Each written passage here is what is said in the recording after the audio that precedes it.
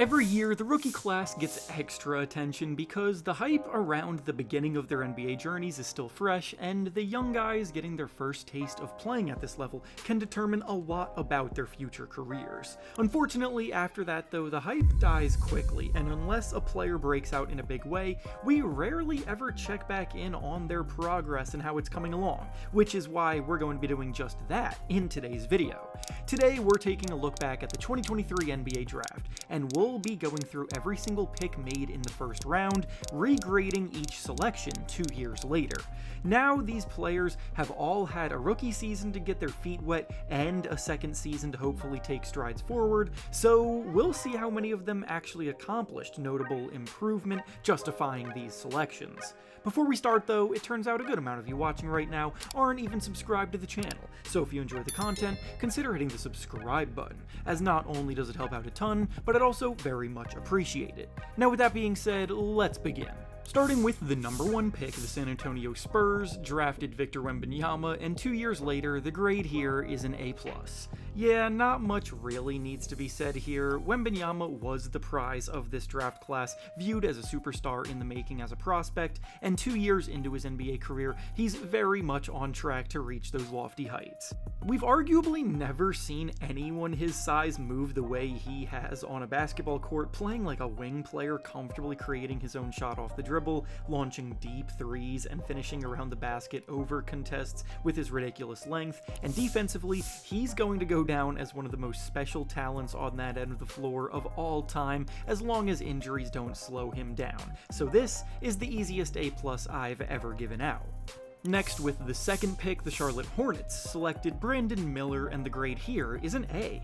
Brandon Miller was doubted a bit when he was first taken number 2 overall, but since that point he has quieted the doubters and outperformed all expectations.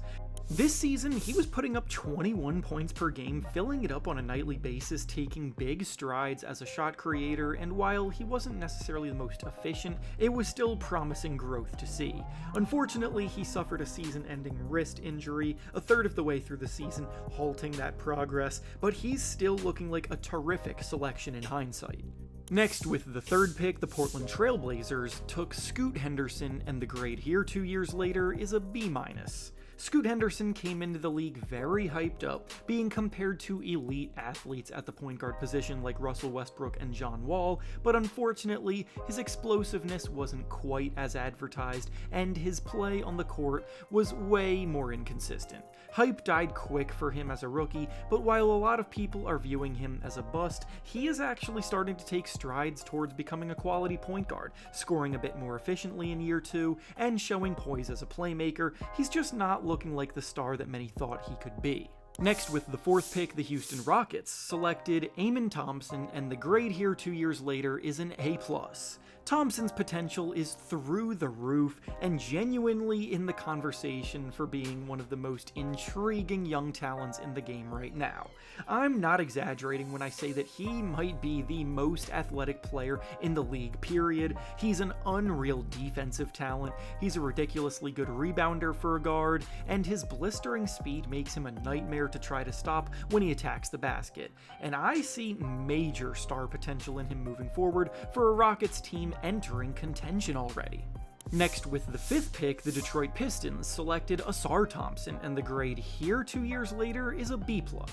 Ausar is Amon's identical twin, who has a lot of the same strengths as him, but unfortunately is not quite on the same level, nor does he have the same upside. He's still another explosive athlete and elite defender, who soars around the basket for high-flying finishes, but he also has a lot more work to do as a creator and playmaker to quite reach his ceiling. Next, with the sixth pick, the Orlando Magic selected Anthony Black, and the grade here 2 years later is a C-. Black was a bit of a reach in hindsight, and in a redraft, he would not come anywhere close to consideration for being a lottery pick. He's a big guard who plays reliable defense in the rotation of the Magic, but offensively, there's nothing spectacular about him as a subpar shooter, mediocre passer, and just not someone who impacts the game enough to warrant being one of the first names off the board. Next, with the 7th pick, the Washington Wizards traded for the pick that got them Bilal Coulibaly, and the grade here 2 years later is a B. Coulibaly is a big wing with incredible length that he uses to hound opposing ball handlers, which is already an elite skill he can hang his hat on. Offensively, he's starting to hone his ability to get downhill and get to the basket with force, but he's still fairly raw as a creator, so while he has shown some impressive potential, he still has a lot to improve upon if he's going to reach his ceiling, especially as a shooter and ball handler. Next, with the 8th pick, the Indiana Pacers traded for the pick to select Jarris Walker, and the grade 2 years later is a B-. Walker didn't get much run at all as a rookie, but in year 2, he is slowly starting to get integrated into the rotation for a playoff team. He's a highly skilled big man who reliably spaces the floor and makes smart passes, also with impressive footwork around the rim, but the sample size of his work is still too small to reward him any further.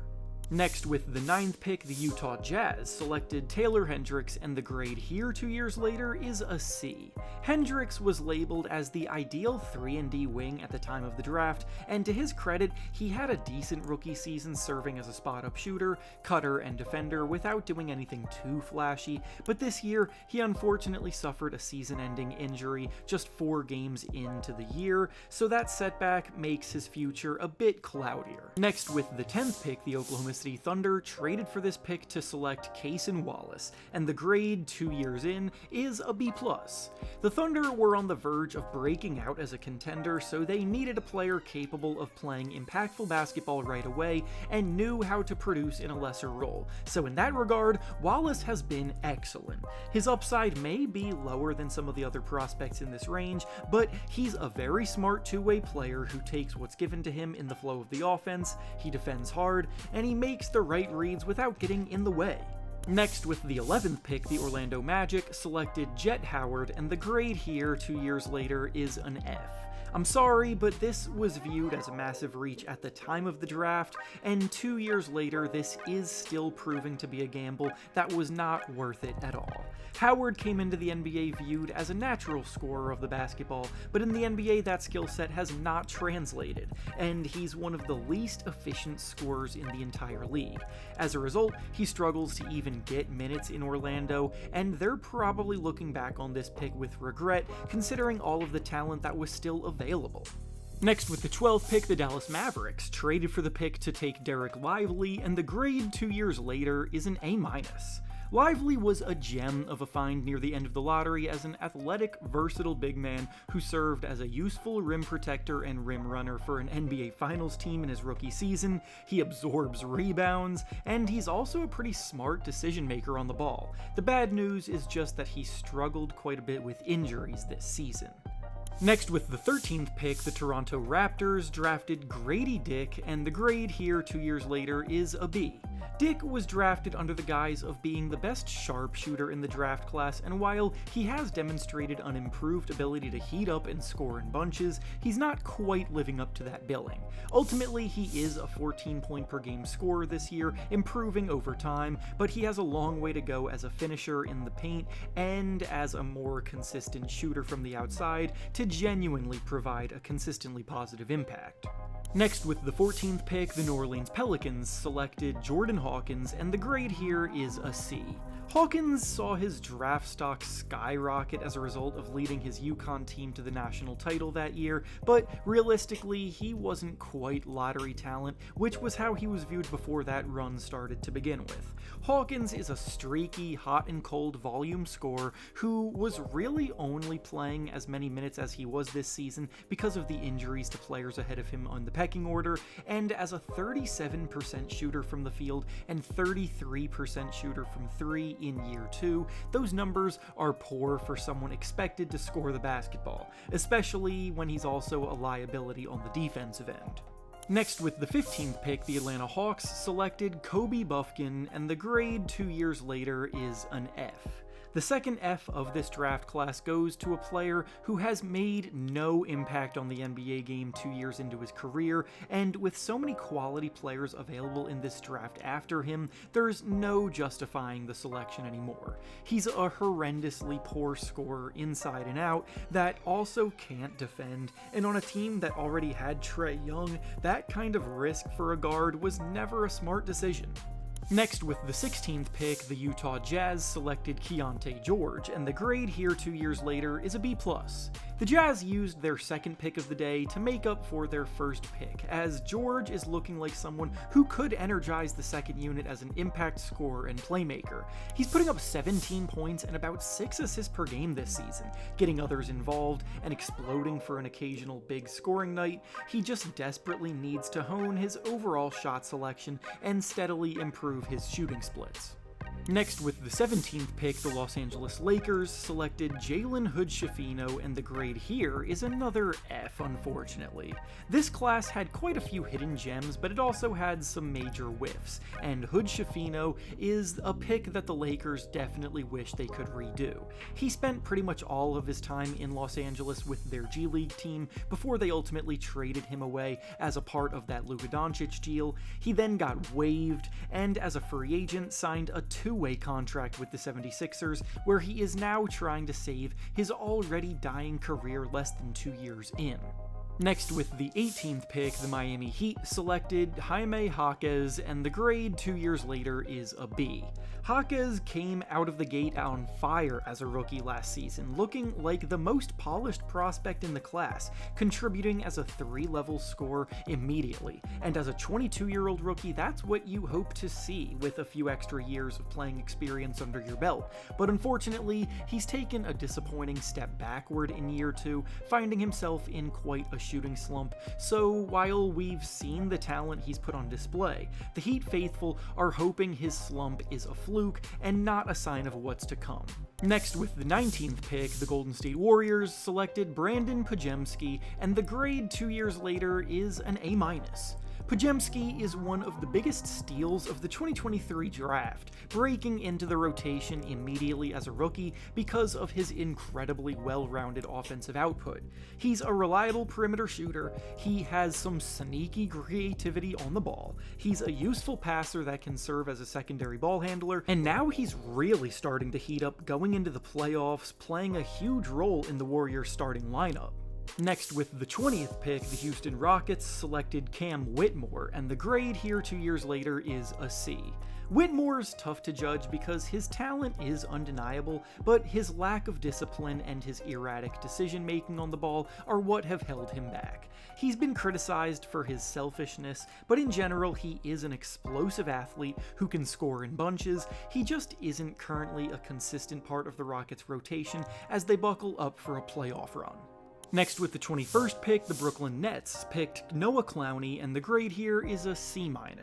Clowney is a stretch big man that has a long way to go if he wants to actually stick in the league long term. He's getting consistent run now because the Nets are all in on tanking for a better pick, but he's a subpar 3-point shooter despite that being his role, and he's an uninspiring defender. Next, with the 22nd pick, the Brooklyn Nets also selected Derek Whitehead, and the grade here 2 years later is a D. It's very disappointing that the Nets had back-to-back picks in the first round and didn't come away with a player at either spot that inspires much long-term confidence as a contributor. Whitehead can barely even find minutes at the NBA level right now on a Nets team incredibly generous to who they play given the circumstances, and while Whitehead does shoot it well in the brief appearances that he has made, it's just not enough to justify a better grade due to the fact that it's a minimal sample size and he's spending most of his time in the G League. Next, with the 23rd pick, the Portland Trail Blazers selected Chris Murray, and the grade here is a D+. There was hope Chris could follow in the footsteps of his older brother Keegan Murray, who was a top 5 pick for the Kings, but unfortunately, Chris just is not quite the same player. He's struggling to find minutes on a rebuilding Trailblazers roster, and despite being a skillful stretch big man in theory, he's making just 24% of his threes this season, so it's not actuality. Next, with the 24th pick, the Dallas Mavericks traded for the pick to select Olivier Maxence Prosper, and the grade 2 years later is a D. He has the physical tools teams love to take swings on, but he's still so raw as a talent and hasn't really been able to provide much substantial in 2 years. He can't score at the NBA level. In Summer League, he was highly inefficient, and his feel for the game leaves a lot to be desired, which is why he barely plays. Next, with the 25th pick, the Detroit Pistons traded for the pick to select Marcus Sasser, and the grade here 2 years later is a B. Sasser's been a pleasant surprise for Detroit as a first-round pick, and he's doing a fantastic job in his role running the second unit, helping the Pistons get back into the playoffs.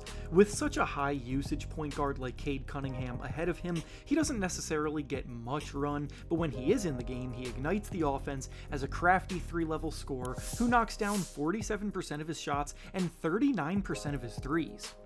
Next, with the 26th pick, the Indiana Pacers selected Ben Sheppard, and the grade here 2 years later is also a B. Sheppard isn't flashy, but he's a grinder, serving as one of the Pacers' best perimeter defenders who doesn't need the ball in his hands to be effective. His production doesn't necessarily jump off the page at you, but he does the little things that teams need to win, and it's why he's playing 20 minutes a night off the bench for a playoff team. Next, with the 27th pick, the Charlotte Hornets selected Nick Smith, and the grade 2 years later is a C+.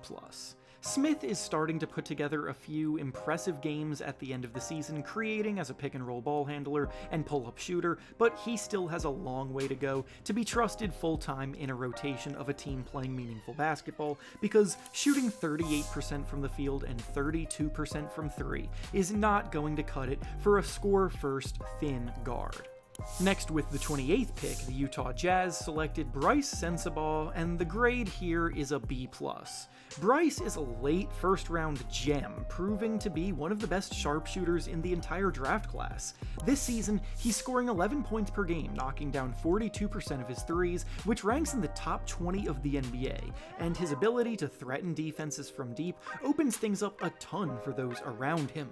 Next, with the 29th pick, the Denver Nuggets traded for the pick to select Julian Strawther, and the grade here is a B. Strawther has been a regular off the bench for the Nuggets this season as a streaky shooter who benefits from the creation of Nikola Jokic, but he needs to improve as a defender to really become a reliable, solid, consistent two-way role player. And finally, with the last pick of the first round, the Los Angeles Clippers selected Kobe Brown, and the grade here 2 years later is a D. Being the last pick of the round comes with fewer expectations, but the fact that he genuinely hasn't made an impact in any way at the NBA level yet is a letdown. He's playing well in the G League right now, but has only really found his way onto an NBA court during garbage time so far. And with that being said, that's all I have for you today. Make sure to like the video, subscribe to the channel, and comment down below what you think about this draft class 2 years later. Thanks for watching, and I'll see you all next time.